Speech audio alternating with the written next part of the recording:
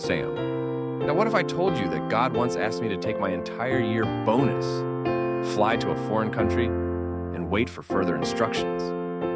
No details, no explanation. Just go.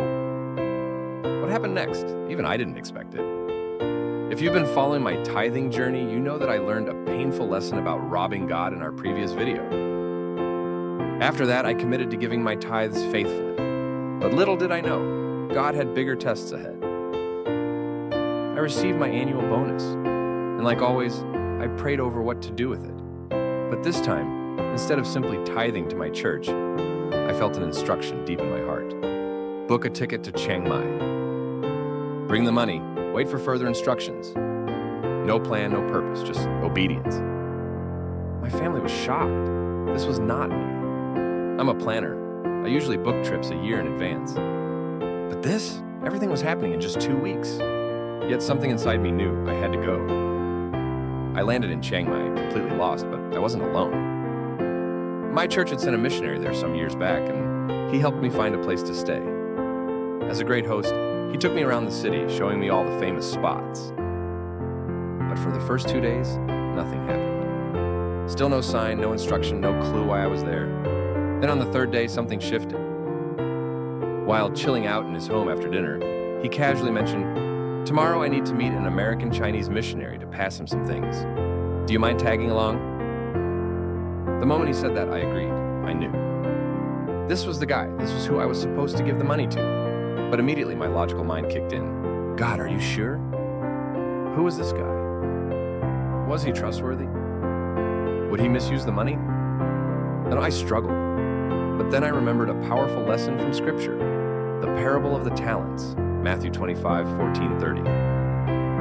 See, in this parable, Jesus talks about a master who gives his servants different amounts of money.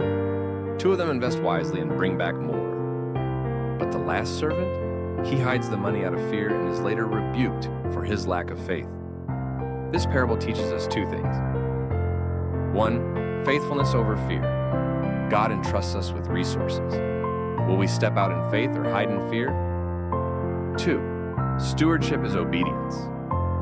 God may ask us to invest in things we don't fully understand, but our job is to obey, not control the outcome. In that moment, I realized I wasn't called to understand, I was called to obey.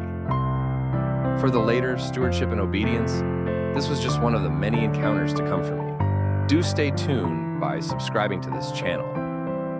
While in his house, we do the usual formalities, while I waited for the perfect opportunity to hand over the money to the American Chinese missionary. The perfect moment came as we were about to leave his place. I took a deep breath and handed him the money, told him this was to bless him and his ministry.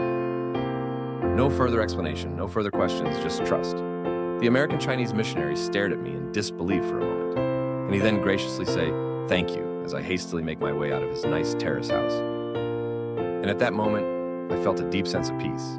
Mission complete. But God wasn't done teaching me yet. Beyond the money drop, I started noticing something incredible. A new church built on redemption. The church in Chiangmai had just moved into a building that was formerly a bar. It reminded me that God can redeem anything for his purposes. Christian workers everywhere. I met missionaries, tent makers, and Christian professionals using their careers or even going full-time just to serve in places like Cambodia and Thailand. A bigger vision.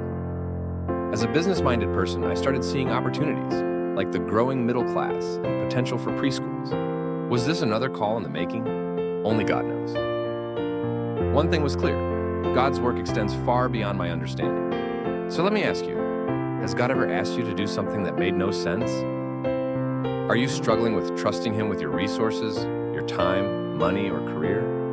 Jesus says in Luke 6:38, "Give, and it will be given to you. A good measure, pressed down, shaken together, and running over." Faith is not about knowing every step. It's about taking the first step, even when it's unclear. If this story resonated with you, let me know in the comments. Has God ever tested your obedience? If you found this inspiring, hit the like button. It really helps the channel. And if you haven't already, subscribe for more real-life faith stories. Remember, obedience doesn't always make sense, but it always makes a difference.